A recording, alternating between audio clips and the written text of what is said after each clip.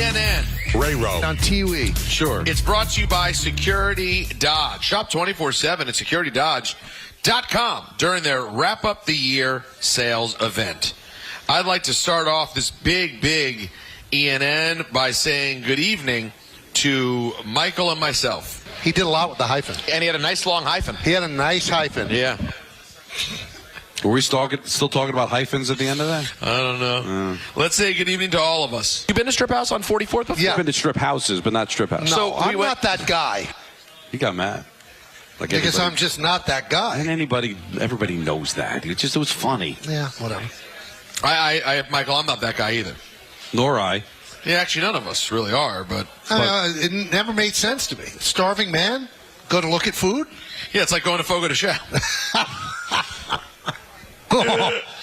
Thank you. All right, in some foosball news from yesterday. Yeah, sure. San Francisco's running back Christian McCaffrey suffered what is believed to be a PCL injury in his right knee on Sunday. I don't know if you guys saw the play. It's sort of awkward. Just slid down to one knee immediately, then jogged off the field. Kyle Shanahan says, quote, I think it's potentially season-ending. By the way, what a shame. And you could basically say at this point, once they were down in that game, you might as well end McCaffrey's season. Like, just given what Christian McCaffrey's history is, I know. Would you really be trotting him out a lot at this point anyway? Well, I mean, but they can still make the playoffs. It's not a great division they're in. Yeah, Seattle's leading right now. Yeah. And you saw Seattle. I mean, they won because it's the Jets. Is Seattle up to 7 wins? Or Seattle and Arizona both have 6. God, are we going old school NFC West? We're going. Oh, I love it old school. 7 and 10. Smells like a Thursday out there in the NFC West. So I guess you're right. But honestly, if you're the 49ers and what they've been all year, and I get it, you always have to play for the playoffs. But the kind of team that you've had, at what point do you go, you know what, it's just not this year? Like, you want to fight and make the playoffs and see if you go on a run to win. They're not going to win the whole thing. This isn't the NFC of yesteryear. I'll tell you what, the McCaffrey deal doesn't look good now. He's only been hurt. They gave him a lot of money again. They re-signed him, and, you know, it's a shell of himself. Saquon's sitting around going, see, what I tell you people. Yeah. I mean, at this moment, there's not even a conversation. At this second, Saquon is the guy. He's kind of regained the spot. And Derrick Henry. Well, that's Derrick Henry. Right. It's the Purple Birds. Yeah. Although he got pile-driven last night during a football game. Hey, I have a point I wanted to make about Derrick Henry, and I've never been able to make it on the air. Interesting. He's famous for the stiff arm where he puts it right. He's pummeling people's helmets. Why is he allowed to do that, but the defense can't? Yeah. Why is an offensive player allowed to slam you as hard as he wants in the helmet, but a defensive player can't? It's called, they literally didn't think of that. It's borderline the goalpost in the front of the end zone. You could basically grab someone by their face and throw them on the ground if you're on offense. It's amazing. It doesn't make sense. And I don't like it. Well, you're not grabbing the face mask. I guess you want to include it in illegal hands to the face, but it's not. Yeah, blocking. but he is hitting the face as hard as he could. You're not allowed. If you jump, if a defensive player gets to the quarterback late and while falling down, their hand skims the face mask. Right. Well, that's because it's yards. the quarterback. But a defensive player is not allowed to hit the guy in the side of the helmet. Yeah, you can't do that either. Henry is pounding the guy in the side of the helmet. I get it. He is seeking out contact. Well, did you notice the NFL tries to create more offense? Everything's skewed towards really a disadvantage to the defensive player. It's a health danger, though. And I'm against that. Health dangers. Taysom Hill will miss the rest of the season with a knee injury. Say it again? Mm-hmm. That's according to Adam Schefter.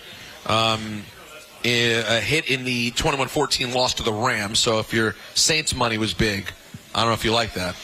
Also, Justin Tucker, in the world is upside down news. Well, Justin Tucker just can't play anymore. When it's over, it's over. I mean, the worst game ever. This has a very NFL yesterday feel. What do you got at that point? Oh, I got so much more. Oh, okay. Tucker misses 2 field goals and an extra point in the loss to the Eagles. That was enough to win the game. He's not just a good kicker. He's one of the greatest of all time. I think he's the GOAT. Yeah. Mark Mosley, 1. Chip Lomiller, 2. Right. Chip Lomiller. Yeah, I'm putting Lomiller. Over Morton Anderson? Oh, yeah. This could be a very, not for the air. Pete Gogolak. But this could be a good, like Don Show lunch conversation. Greatest field goal kickers of all time. Number 98. Number 98, Morton Anderson. Galliopremian. Number 96, Gary Anderson. Yeah. Tom Dempsey's number 48. Pat Summerall. Why did Don just become Francesa in that version too? Because when he does the Don show, that's what he sounded like when he did that. Okay, how about this, guys? Well, you know what? I'll save the Trevor Lawrence. Let's save the Trevor Lawrence hit talk for NFL yesterday. Interesting. Mets signed Frankie Montas. It's a lot.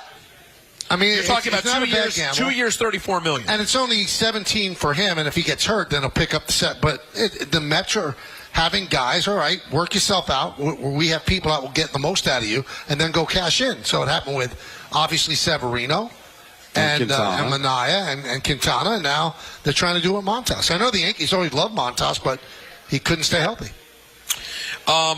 Lots of flag planting this weekend. Oh, my. On Saturday was ridiculous. It was like a Royal Rumble in college football. Fight after fight. And you know what? Football's become like hockey and chase now.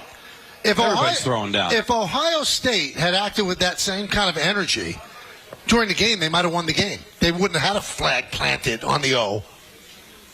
And then Ryan Day's just standing there, as they're right. So that's your reaction. People were pepper spraying. And it wasn't just OSU, Michigan. There's Clemson, South Carolina as well. The sportsmanship's out the window. You know what, though, guys? Something wonderful did happen in sports this weekend. What? Listen close, and you'll hear something wonderful creeping up in the distance. Oh, no, yes. This is big. I thought he was dead. Not literally. Talk of my death and demise has been greatly exaggerated, Dom. Kiki is back. Yeah. Interim head coach. I literally don't even know what it means. But I'm going down to North Kakalaki, and I'm going to be an interim head coach. I don't know if that's defense or offense or special teams, but I'm going to lead the team to victory and greatness in the great city of Kakalaki, some of the best barbecue in America. As Petey Pablo once said, raise up, take your shirt off, wave it like a helicopter. Kiki is back. Woo! Wow. Nice to have you back. Happy to be back. Glad to be back. So North Carolina's Kakalaki, is that it? North Kakalaki. Some of the best barbecue in America down there in that land. Some of the great history of the football, too. You got Drake May, who played down there. Vince Carter. Mm-hmm. Lawrence Taylor. Is that right? Yeah. LT. Rasheed Wallace. Really? Jerry Stackhouse. A lot of great basketball players. Tyler Hansbrough. That'll do it for ENN on this Monday evening from the NHL store right here in New York City. Brought to you by our friends over at Security Dodge.